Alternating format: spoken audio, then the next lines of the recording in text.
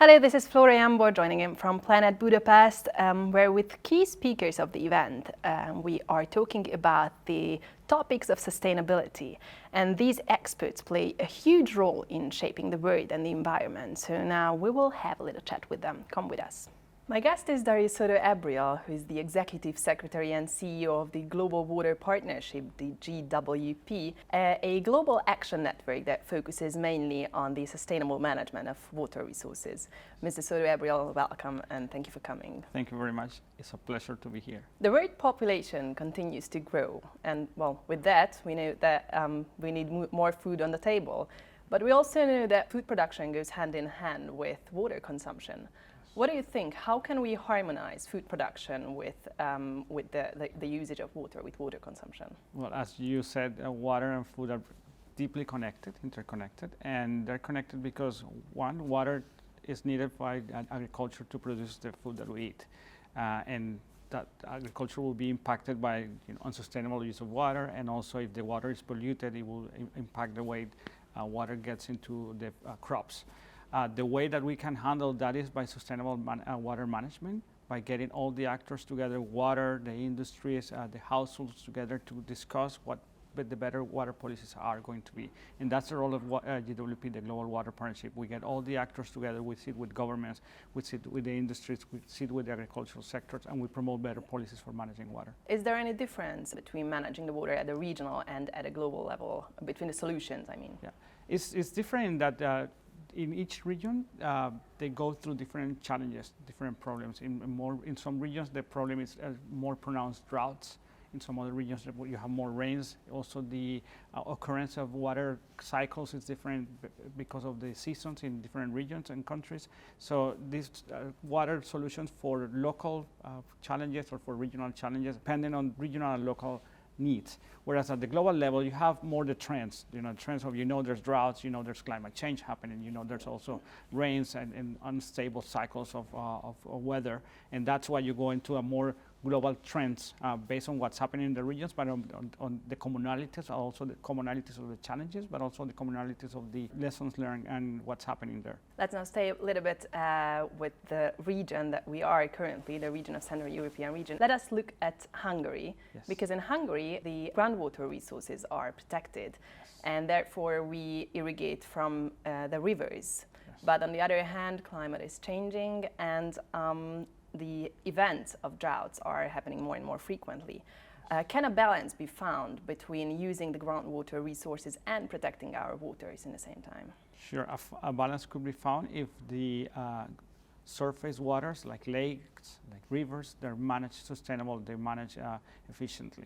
If that is done, and that could be done through a participatory and holistic approach in which you bring the different sectors, in which you also hear the needs of the different households, industries, etc., and talk to the government, that could be achieved. And in that way, groundwaters could still be protected, can still remain as being managed right now by the government and by the state. How do you see the problem of dwindling water resources in the Central and Eastern European region in the coming decades? Well, let's say by 2050. What can we predict? Can the process of soil desiccation be reversed? Yes, it can. And let me first go with the predictions. What we're seeing and what the scientists are predicting is we're going to have more extreme weather periods in which you have a long time periods of drought followed by long periods of rain.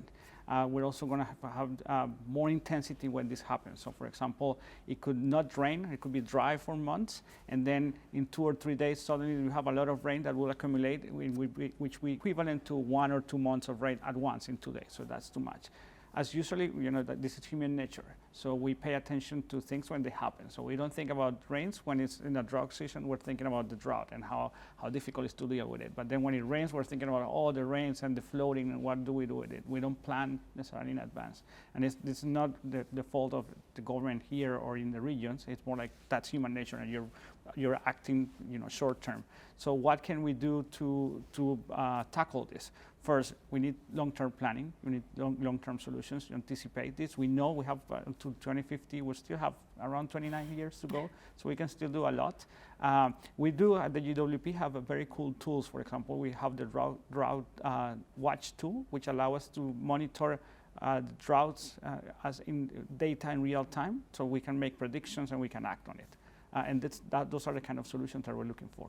And going towards the solution, what steps can large companies do in order to protect our waters? Do you think they have the will to do so, and would they benefit from it? Yeah, they do have the will, and you have to work with them because they're really, really willing and wishing to come into the table to this conversation. But you asked me, what can companies do? First, they have to work into their internal or look into their internal operations to see how can they better manage water, do it efficiently, how can they anticipate changes in the water consumption in the company at the internal level. Then they have to also go beyond that. They have to work with their supply chain. So it's not enough for the company to look into their offices.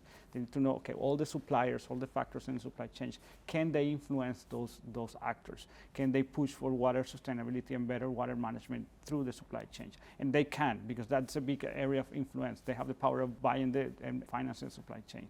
And the third one is that companies, and this is probably where companies could do much better, they could come to the table. They could engage in dialogues with governments. They can listen to other companies as well. They can mobilize other companies.